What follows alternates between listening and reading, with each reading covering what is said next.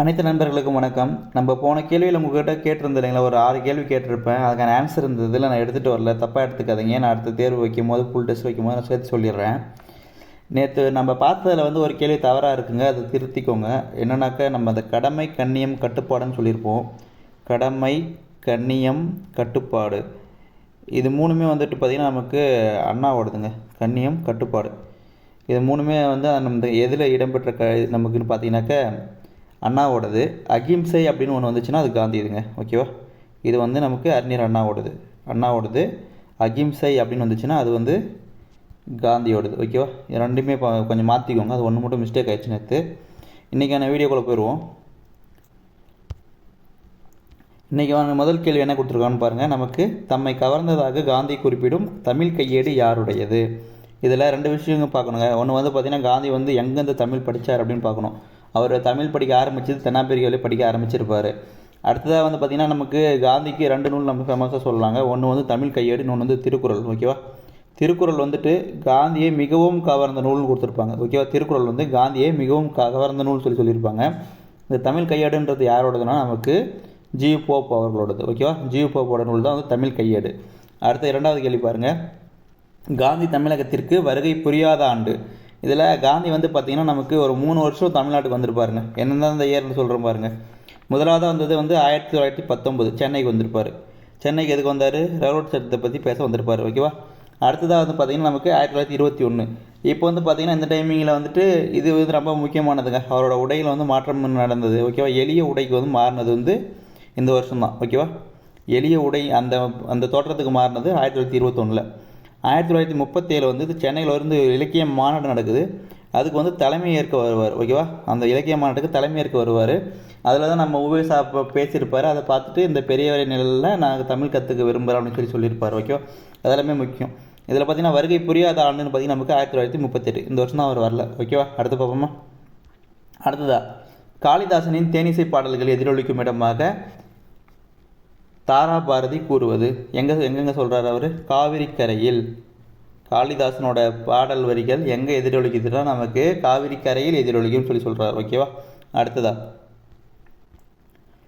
காந்தி அருங்காட்சியகம் அமைந்துள்ள மாவட்டம். நமக்கு காந்தி மியூசியம் எங்கே இருக்குன்னு பார்த்தீங்கன்னா நமக்கு மதுரையில் இருக்கக்கூடியதுங்க. ஓகேவா, அடுத்ததாக வந்து பார்த்திங்கன்னா 5வது கேள்வி. விரல் நுனியில் வெளிச்சங்கள். இது வந்து பார்த்திங்கன்னா யாரோடதுனா நமக்கு தாரா பாரதியோடது. தாரா பாரதியோட ஒரு சிறப்பு பெயர் என்னென்னா நமக்கு கவி ஞாயிறு. இது வந்து பார்த்திங்கன்னா நமக்கு தாரா பாரதி. ஓகேவா, இந்த கலை ஞாயிறுன்றது நான் முத்துசாமி. மொழி ஞாயிறுன்றது தேவநேய பாவானார். ஓகேவா, மூணுமே முக்கியங்க. அடுத்த ஆப்ஷன் பாருங்கள், அடுத்த கொஸ்டின் பாருங்கள். தேசமுடுத்திய நூலாடை. இங்கே நூலாடைன்னு வந்துச்சுன்னா நமக்கு ஒரே ஒரு ஆப்ஷன் தாங்க, திருக்குறள். ஓகேவா, தாரா பாரதியோட பாடல் வரியில் இடம்பெறக்கூடியது. 7வது கேள்வி.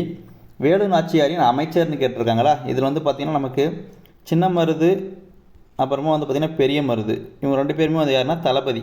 ஓகேவா, சின்ன மருதும் பெரிய மருதும் தளபதி. தாண்டவராயர் அப்படின்றவர் வந்து அமைச்சர். ஓகேவா, இவர் வந்து அமைச்சர். செல்லமுத்து அப்படின்றது வந்து இவரோட அப்பா. ஓகேவா, வேலு நாச்சியாரோட அப்பா. முத்து வடுகநாதர் இவர் வந்து பார்த்திங்கன்னா கணவர். ஓகேவா, எல்லாமே தெரிஞ்சுக்கோங்க. எல்லாமே எப்படி வேணால் நம்ம கேட்பாங்க. அடுத்ததாக 8வது கேள்வி பாருங்கள். வேலு நாச்சியாரின் கணவர் முத்து வடுகநாதர் கொலை செய்யப்பட்ட இடம் எங்கே கொண்டிருப்பாங்கன்னாக்கா நமக்கு காளையார் கோவிலில். ஓகேவா, சிவகங்கை காளையார் கோவிலில்.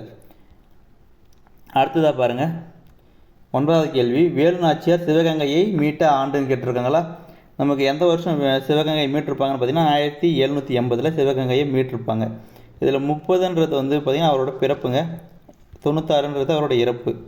எல்லாமே தெரிஞ்சிருக்கணுங்க. ஓகேவா, அடுத்ததாக இலக்கண அடிப்படையில் சொற்களின் வகை கேட்டிருக்காங்களா. நமக்கு இலக்கணமாக இருந்தாலும் சரி இலக்கியமாக இருந்தாலும் சரி சொற்கள் வந்து 4 வகைப்படுங்க. ஓகேவா, ஒன்று வந்து பார்த்திங்கன்னா நமக்கு இலக்கணம் வச்சு இப்போ சொல்லுவீங்க. அடுத்து வந்து பார்த்திங்கன்னா இலக்கிய அடிப்படையில் 4 இருக்கும், இலக்கண அடிப்படையில் 4 இருக்கும். ஓகேவா, இப்போ நம்ம இலக்கியத்தை பார்த்துட்டு வந்துடுவோமா. இலக்கியத்தில் எப்படிங்க பிரிப்போனாலா, ஒன்று வந்து நமக்கு இயற் சொல்னு வருமா. இலக்கியத்தில் முதலாவது வரக்கூடியது இயற் சொல். அதுக்கப்புறமா நமக்கு என்னங்க திரி சொல், அதுக்கப்புறமா திசை சொல், அதுக்கப்புறம் லாஸ்ட்டாக வட சொல். ஓகேவா, இது 4மே வந்து நமக்கு இலக்கிய அடிப்படையில் பிரிப்போம். இலக்கணத்தில் எப்படி பிரிப்போம் அப்படின்னா 4 வகையில். ஒன்று வந்து பெயர் சொல்லாக பிரிப்போம், இன்னொன்று வினை சொல்லாக பிரிப்போம், அடுத்தது இடை சொல்னு ஒன்று வரும், அடுத்ததாக உரி சொல்னு ஒன்று வரும்.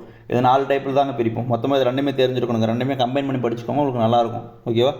அப்போ இலக்கண அடிப்படையில் சொற்களோட வகை எவ்வளோங்க? நமக்கு 4ன்றது சரியான ஆன்சர். ஓகேவா? அடுத்ததாக பாருங்கள், மற்று என்பது நமக்கு என்னங்க? மற்றுன்றது ஒரு இடைச்சொல். ஓகேவா? மற்றுன்றது நமக்கு ஒரு இடைச்சொல். 12வது, இதில் வந்து பார்த்திங்கன்னா ஒரு ஓர், இதை வந்து எங்கே யூஸ் பண்ணணும் அப்படின்னா, நீங்கள் அடுத்து வரக்கூடிய வார்த்தையை பார்க்கணும். இந்த இடத்துல வரக்கூடிய வார்த்தையை பார்த்தீங்கன்னா அங்கே உயிரெழுத்து இருந்துச்சுன்னா அதுக்கு முன்னாடி வந்து நீங்கள் ஓர் அப்படின்றத தான் சேர்த்தணும். ஓகேவா? இங்கே பாருங்கள், இங்கேயும் உயிரெழுத்து, இங்கேயும் உயிரெழுத்து. அப்போ 2 தாலையும் நமக்கு என்னங்க வரணும்? ஓர் அப்படின்னு வரணும். கரெக்டாக?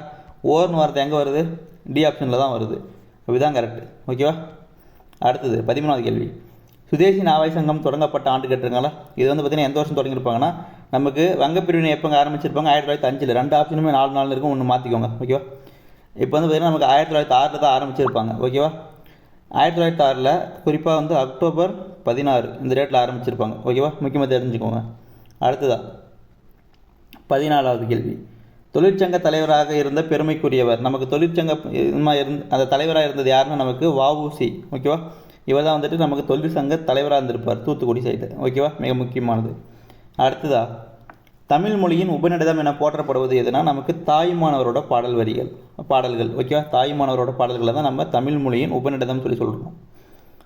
16வது கேள்வி, கன்னி என அழைக்கப்படுவதுன்னு கேட்டிருக்காங்களா? கன்னி அப்படின்னா நமக்கு 2 அடிகளில் பாடப்படக்கூடிய பாடல் வகை. 2 அடிகளில் பாடப்படணும், இதான் வந்து கன்னின்னு சொல்லி சொல்லுவோம். ஓகேவா? இந்த கன்னி நூலில் வந்து 2 பேர் ரொம்ப ஃபேமஸாக இருப்பாங்க. ஒன்று தாயுமானவர், இன்னொன்று வந்து குணங்குடி மஸ்தான் சாஹிப். 2 பேருமே நிறைய கன்னி நூல்கள் வந்து ஏற்றிருப்பாங்க. அடுத்ததாக பராபரம் அப்படின்னா மேலான பொருள் என்பதை குறிக்கக்கூடியது. ஓகேவா? பராபரம் என்பது மேலான பொருள் என்பதை குறிக்கக்கூடியது. 18வது கேள்வி, எல்லாரும் இன்புற்று இருக்க நினைப்பதுவே அல்லாமல் வேறொன்று அறியேன் பராபரமே. இந்த வரியை பாடினது யாருன்னா நமக்கு யாருங்க? தாயுமானவர். ஓகேவா? இந்த லைன் வந்துட்டு நமக்கு தாயுமானவரோடது. எல்லாரும் இன்புற்று இருக்க நினைப்பதுவே அல்லாமல் வேறொன்று அறியேன் பராபரமே. அடுத்ததாக 19வது கேள்வி, தீர்க்கதரிசி எனும் மொழிபெயர்ப்பு நூலின் ஆசிரியர் கேட்டிருக்காங்களா? இதில் வந்து பார்த்தீங்கன்னா கலீல் ஜிப்ரான் அப்படின்றவர் லெபனான் நாட்டை சேர்ந்தவங்க. லெபனான் இவர் வந்து பார்த்தீங்கன்னா இவர் எழுதின நூலை தான் வந்துட்டு நமக்கு தீர்க்கதரிசி அப்படின்ற பேரில் மொழிபெயர்ப்பு செஞ்சு கொடுத்துருக்குறாங்க. யாருன்னா புவியரசு. ஓகேவா? புவியரசு தீர்க்கதரிசி அப்படின்ற பேரில் மொழிபெயர்ப்பு செஞ்சுருக்கிறாங்க. யாரோட நூல்னா கலீல் ஜிப்ரானோட நூலை. ஓகேவா? அடுத்ததா 20வது கேள்வி, பசிப்பினி போக்கிய பாவை அப்படின்னு நம்ம யாரை சொல்கிறோம் அப்படின்னாக்கா மணிமேகலை. ஓகேவா? இவங்க தான் வந்துட்டு பசிப்பினி போக்கிய பாவைன்னு சொல்லுவோம். நமக்கு மாதவியோட பொண்ணு. அடுத்ததா தனி ஒருவனுக்கு உணவில்லை எனில் செகத்தினை அழித்திடுவோம் என வீரமுழக்கமிட்டவர் யாருன்னா நமக்கு பாரதியாருங்க. ஓகேவா? தனி ஒருவனுக்கு உணவில்லை எனில் செகத்தினை அழித்திடுவோம் சொன்னது பாரதியார். 22வது கேள்வி, கோமுகி என்பதில் உள்ள முகி என்பதன் பொருள் கேட்டிருக்காங்களா? இப்போது கோமுகியை 2ஆக பிரிச்சுக்கோங்க. கோமுகி 2ஆக பிரிக்கலாமா? இப்போ வந்து பார்த்திங்கன்னா இதில் கோ அப்படின்னா பசுவை குறிக்கக்கூடியதுங்க, முகினா முகத்தை குறிக்கக்கூடியது. அப்போ பசுவோட முகம் போன்ற தோட்டம் கூடியது தான் நமக்கு கோமுகி அப்படின்றது. ஓகேவா? அடுத்ததா மணிமேகலையின் கையில் இருந்த அமுத சுரப்பியில் உணவிட்ட பெண். ஓகேவா? முதல்ல யார் உணவிட்டுறாங்க அப்படின்னா நமக்கு ஆதிரைன்றவங்க. ஓகேவா? மிக முக்கியமான கேள்வி, நமக்கு அதிக முறை கேட்டிருக்காங்க. 24வது கேள்வி, கதாவிலாசம் நூலின் ஆசிரியர் பேர் கேட்டிருக்காங்களா? கதாவிலாசம் அப்படின்றது யாரோடதுங்க? நமக்கு கதாவிலாசம்ன்றது நமக்கு எஸ் ராமகிருஷ்ணனோடது. ஓகேவா? மிக முக்கியமானது. அடுத்ததா 25வது, பள்ளி என்பதன் பொருள் கேட்டிருக்காங்களா? பள்ளின்றது நமக்கு ஒரு இடத்தை குறிக்கிறதுனால அது வந்து ஒரு இடப்பெயருங்க. ஓகே. அடுத்ததா 26வது கேள்வி, இடுகுறி சிறப்பு பெயர் ஒன்றை தேர்ந்தெடுன்னு சொல்லி கொடுத்துருக்காங்களா? இப்போ எந்த காரணமே இல்லாமல் ஒரு பொருளுக்கு பேர் வைக்கிறாங்கன்னா அது இடுகுறி. அதுலேயே வந்து இதனால தான் இது அப்படின்னு சொல்லி சொன்னால் அது இடுகுறியில் சிறப்பு. ஏதாச்சும் ஒரு காரணம் இருக்குது அதனால் அந்த பேரை வச்சாங்க அப்படின்னா அது காரண பெயர். அதுலேயும் ஏதாச்சும் சிறப்பு இருக்குன்னா அது காரண சிறப்பு பெயர். இப்போ கொடுத்துருக்கிற ஆப்ஷனில் நமக்கு மண்ன்றது இடுகுறி பெயருங்க, காமனாக இடுகுறி. ஓகேவா? இதில் செம்மண் அப்படின்னா செம்மை நேரத்தில் இருக்கிறதுனால இதுக்கு பேர் செம்மண். ஓகேவா? அப்போது இது வந்து பார்த்திங்கன்னா நமக்கு எப்படிங்க இடுகுறி சிறப்பு பெயரில் வரும். அப்போ இதுதான் அதுக்கான ஆப்ஷனு. காடு அப்படின்றது நமக்கு இடுகுறி பெயரில் தாங்க வரும். வளையல் அப்படின்றது நமக்கு காரணத்தில் சிறப்பு பெயராக வரும், காரணம் சிறப்பு பெயராக வரும். ஓகேவா? அடுத்தது 27வது கேள்வி, வன்புகழ் டேஷ் காண்பம்னு இருக்கா? இதில் வந்து பார்த்திங்கன்னா இது எங்கேருந்து வருதுன்னு செக் பண்ணி பாருங்கள். நீங்கள் முத்தரையனாரோட ஒரு கவிதை வரிங்க. இது முத்தரையனார், மலேசிய கவிஞர் முத்தரையனாரோட கவிதை வரிகள் என்ன கொடுத்துருக்காங்கன்னு பாருங்கள். நமக்கு அன்பினில் இன்பம் காண்போம், அன்பில் இன்பம் காண்போம், அறத்தினில் நேர்மை காண்போம். அப்போ அறம்னா இன்பம்.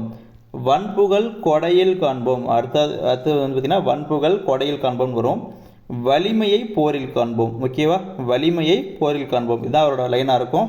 இப்போ நமக்கு வன்புகழ்ன்றது எங்கெங்கே வருது, கொடையில் காண்போம் அப்படின்றது தான் கரெக்டு. ஓகேவா, அடுத்ததா 28வது கேள்வி, எது சிறந்த அறம்? திருவள்ளுவர் எதங்க சிறந்த அறம்னு சொல்கிறாரு, உள்ளத்தில் குற்றம் இல்லாமல் இருப்பது. ஓகேவா, உள்ளத்தில் குற்றம் இல்லாமல் இருப்பதே சிறந்த அறம்னு சொல்கிறாரு. ஓகேவா, அடுத்து 29வது கேள்வி, நமக்கு துன்பம் செய்தவரை தண்டிக்கும் சிறந்த வழி அப்படின்னு பார்த்தீங்கன்னா நமக்கு என்னங்க, அவர் செய்த என்னங்க, அவரை மறுபடியும் தண்டிக்கிறதா, இல்லை அவரை விட்டு விலகி செல்றதா, இல்லை அவரை தீய சொற்களால் பேசுகிறதா, இல்லை அவர் நானும்படி நன்மை செய்வதா? நமக்கு கடைசி ஆப்ஷன் தாங்க கரெக்டு. அதாவது நமக்கு தீமை செஞ்சவங்களை கூட அவங்களே வந்து கூனி குறுகிற மாதிரி நமக்கு அவங்களுக்கு நன்மை செய்யணும், அதுதான் சொல்கிறாரு. ஓகேவா, மிக முக்கியமானது. அடுத்ததாய் 30வது கேள்வி, வயிறு என்பதை குறிக்கும் சொல் கேட்கலாம். வயிறு என்பது நமக்கு கும்பி அப்படின்ற ஒரு இது வருங்க, இந்த கும்பியோட பொருள் தான் நமக்கு வயிறுன்னு சொல்லுவாங்க. ஓகேவா, அடுத்து 31வது கேள்வி, கவிமணி தேசிய விநாயகம் எத்தனை ஆண்டுகள் ஆசிரியராக பணிபுரிந்தார்? இது ரொம்ப முக்கியமான கேள்விங்க. இலங்கைக்கிற ஆப்ஷன் வச்சு 4 பேர் சொல்கிறேன், 4 பேருமே நோட் பண்ணி வச்சுக்கோங்க. நமக்கு கவிமணி அப்படின்னு கொடுத்தாங்கன்னா அவர் வந்து 36 வருஷங்க. ஓகேவா, 36 வருஷம் கவிமணி, இது ஆப்ஷன் கரெக்டு தான். மீதி இருக்கிறத பாருங்கள், நமக்கு 38ன்னா முடியரசனுங்க, 38 ஆண்டுகள் ஆசிரியர்னா முடியரசன். அடுத்ததா 34, இது வந்து பார்த்திங்கன்னா நமக்கு யாருங்க, தாரா பாரதி. ஓகே, தாரா பாரதி இவர் வந்து 34 ஆண்டுகள் ஆசிரியராக பணிபுரிஞ்சிருப்பார், நல்லாசிரியர் விருது வாங்கியிருப்பார். ஓகேவா, நல்லாசிரியர் விருது ரொம்ப முக்கியமானது. அடுத்த 37வது பாருங்கள், சரி 37 ஆண்டுகள்னா யாருங்க, நமக்கு பாரதிதாசன். ஓகே, பாரதிதாசன் வந்து 37 ஆண்டுகள் ஆசிரியராக பணிபுரிஞ்சிருப்பார், எல்லாமே முக்கியமானது. அடுத்து 32வது கேள்வி, புத்தர் வரலாற்றை கூறும் நூல். புத்தரோட வரலாற்றை கூறும் நூல் எதுனா நமக்கு ஆசிய ஜோதி, இதுதான் வந்து கவிமணி வந்து மொழிபெயர்ப்பு செஞ்சிருப்பார். ஓகேவா, லைட் ஆஃப் ஏஷியான்ற புக்கை நமக்கு ஆசிய ஜோதி என்ற பேரில் மொழிபெயர்ப்பு செஞ்சு கொடுத்துருப்பார். அடுத்ததா 33வது கேள்வி, எளிதாகும் என்பதை பிரிக்க நமக்கு எப்படிங்க வரும்? அது பிரிச்சுங்கன்னா எளிது கூட்டல் ஆகும்னு வருமா? B option correct. 34வது கேள்வி, வாடிய பெயரை கண்ட போதெல்லாம் வாடினேன். இந்த வரிகள் வந்து மிக ஃபேமஸானது, நமக்கு வள்ளலாரோடது. ஓகே, 35வது கேள்வி, தமக்கென முயலான் ஒன்றால் பிறர்க்கென முயலுனர் உண்மையானே. இந்த வரிகள் வந்து நமக்கு புறநானூரில் இடம்பெறக்கூடியதுங்க. ஓகேவா, அன்பு எல்லாருக்கிட்டையும் அன்பு செலுத்தி இருக்கணும்னு சொல்லக்கூடிய ஒரு மிக முக்கியமான வரியாக இருக்குது. அடுத்தது 36வது கேள்வி, குழந்தைகளை பாதுகாப்போம் எனும் இயக்கத்தை தொடங்கியவர் யாருன்னா நமக்கு யாருங்க, கைலாஷ் சத்யார்த்தி. இவர் தான் வந்து அந்த இயக்கத்தை ஆரம்பிச்சிருப்பார். அடுத்தது 37வது கேள்வி, மெர்சி என்பதன் தமிழாக்கம் கேட்டிருக்காங்களா. அந்த மெர்சி அப்படின்னா நமக்கு கருணையை குறிக்கக்கூடியதுங்க. ஓகே, கருணை. ஹியூமனிட்டி அப்படின்றது நமக்கு மனிதநேயம், ஹியூமனிட்டி, இதை தெரிஞ்சுக்கலாம். ஓகேவா, அடுத்ததா 38வது, வாழ்க்கை அன்பின் வலியது. இதில் இடம்பெற்றுள்ள இலக்கணம் கேட்டிருக்காங்களா. இந்த லைனில் நீங்கள் எடுத்து பார்த்தீங்கன்னா உங்களுக்கு 2 இருக்குங்க. இந்த லைனில் 2 இலக்கணம் இருக்குது, என்னென்னு பாருங்கள். ஒன்று வந்து பார்த்திங்கன்னா நமக்கு அன்புன்னு ஒன்று வருதுங்களா, இங்கே வாழ்க்கைன்னு ஒன்று வருதுங்களா. வாழ்க்கை அப்படின்னு வந்துச்சுன்னா தொழிற்பெயருக்கு போயிடுங்க, வாழ்க்கைனா தொழிற்பெயருக்கு போயிடும். இங்கே அன்பு அப்படின்னு ஒன்று வருதுங்களா, ஒரு பொருளோட குணம், வடிவம், அளவு, அதோட சுவை, இதை பற்றிலாம் பேசிச்சு அப்படின்னா அது வந்து என்னங்க, நமக்கு பண்பு பெயர். ஓகேவா, மிக முக்கியமானது. இதுக்கான ஆப்ஷனும் நமக்கு பண்பு பெயர் என்பது சரியான ஆன்சர். அடுத்ததா 39வது கேள்வி என்னங்க, கவுடநெறி புலவர் யாருன்னு கேட்டிருக்காங்களா. நமக்கு கவுடநெறி புலவர்ன்றவர் ஒட்டக்கூத்தர், இவர் தான் வந்து கவுடநெறி புலவர்னு சொல்கிறோம். அடுத்தது 40வது கேள்வி, இந்தியாவின் பெப்பிஸ் அப்படின்னா நம்ம யாருங்க சொல்கிறோம், அனந்தரங்கன். உங்களுக்கான எக்ஸ்ட்ரா கொஞ்சம் எடுத்துகிட்டு வந்திருக்கு, அது 4 பார்த்துருவோம். நம்ம இந்தியாவின் பெப்பிஸ் அனந்தரங்கன், அது ஓகே தாங்க.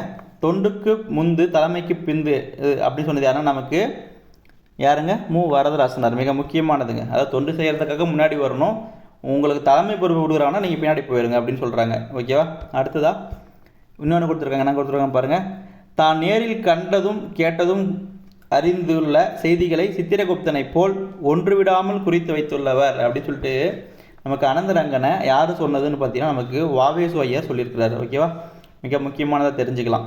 அப்போது அனந்தரங்கன் வந்து டைரி எழுதுறதுல ஃபேமஸுங்க. ஓகேவா, அவர் வந்துட்டு நிறைய அவரோட வாழ்க்கை நிகழ்வுகள் அங்கே அவர் தெரிஞ்சது எல்லாத்தையும் எழுதி வச்சிருக்கிறாரு. ஓகேவா, புதுச்சேரியை சார்ந்தவர் அவர் எழுதி வச்சுருக்கிறத வந்து நமக்கு வந்து வாவேசு ஐயர் பாராட்டியிருக்கிறாரு. அது என்னென்னன்றதை இந்த லைனில் பார்த்துக்கோங்க. ஓகேவா, அடுத்தது நமக்கு டைரியம் அப்படின்னா என்னங்க ஆங்கிலத்தில், டைரியம்னா நமக்கு லத்தீன் சொல்லோட பொருள் வந்து நமக்கு நாட்குறிப்பு அப்படின்றது தமிழில். ஓகேவா, டைரியம்ன்றது நமக்கு லத்தீன் சொல்லாக இருக்கு. அப்போது ஓகேவா, இது மட்டும் தெரிஞ்சுக்கோங்க. இந்த வீடியோ உங்களுக்கு பிடிச்சிருந்தா கண்டிப்பாக ஒரு லைக் பண்ணிக்கோங்க. நம்ம அடுத்த வீடியோவில் நாளைக்கு வந்து ஒரு ஃபுல் டெஸ்ட் வைக்கலான்னு பார்த்துட்ருக்குறோம். பார்க்கலாம் எப்படி பண்ண முடியுதா என்னன்னு தெரியலங்க. டைமர் ரொம்ப கம்மியாக இருக்குது மேக் பண்ணுறதுக்கு. அதே சமயம் வந்து பார்த்திங்கன்னா நம்ம அடுத்த வாரத்துலேருந்து வீக்லி டெஸ்ட் எடுத்துகிட்டு வரதில்ல, 2 டெஸ்ட்டு வீக்லி 2 டெஸ்ட் எடுத்துகிட்டு வரலாம்னு நம்ம பார்த்துட்ருக்குறோம். ஓகேவா? டெய்லி டெஸ்ட் நம்ம தமிழ் கேன்சல் பண்ணிவிட்டு வீக்லி 2, அதாவது வந்து பார்த்திங்கன்னா வாரத்துக்கு 2 டைம் எடுத்துகிட்டு வரலாம். புதன்கிழமையும் ஞாயிற்றுக்கிழமையும் ஃபுல் டெஸ்ட்டாக எடுத்துகிட்டு வந்துடலான்னு பார்க்குறேன். 100 கேள்வி எடுத்துகிட்டு வரலான்னு பார்க்குறேன். உங்களோட கமெண்ட்டுகளை நீங்கள் தெரிவிங்க, அப்படி வைக்கலாமா இல்லை இப்போ போகிற மாதிரியே கொண்டு போகலாமா அப்படின்ட்டு. ஓகேவா? எனக்கு தெரிஞ்ச மாதிரி அப்படி எடுத்துகிட்டு போனோம் அப்படின்னா நம்ம அதில் தமிழ் 100 கேள்வி வரும், ஜிகே வந்து ஒரு 35 கேள்வி வைக்கலாம், மேக்ஸ் ஒரு 10 கேள்வியும், மீதி கரண்ட் அஃபேர்ஸ் இல்லை வேறு ஏதாச்சும் ஒரு முக்கியமான ஜிகே காமனாக கேட்கக்கூடியது ஒரு 5 வச்சு எடுத்துகிட்டு வரலான்னு பார்க்குறேன். உங்களுக்கு அப்படி எடுத்துகிட்டு வரலாம் அப்படின்னா நீங்கள் தயவு செஞ்சு கமெண்ட் பண்ணுங்கள், நம்ம அதுக்கு அந்த மாதிரி ப்ரிப்பேர் பண்ணலாம். ஓகேவா? கூடிய விரைவில் நம்ம வந்து பார்த்திங்கன்னா ஒரு வெப்சைட் ஒன்று ஓப்பன் பண்ண போகிறோம், நம்ம டிஎன்பிஎஸ்சி ஸ்டூடெண்ட்டுக்காக ஆன்லைனில் குவிஸ் அட்டன் பண்ணுற மாதிரி. ஓகேவா? அது கூடிய விரைவில் நான் சொல்ல போகிறேன். ஓகே, எல்லாருக்குமே நன்றிங்க. இந்த வீடியோ நான் முடிச்சுக்கலாம்.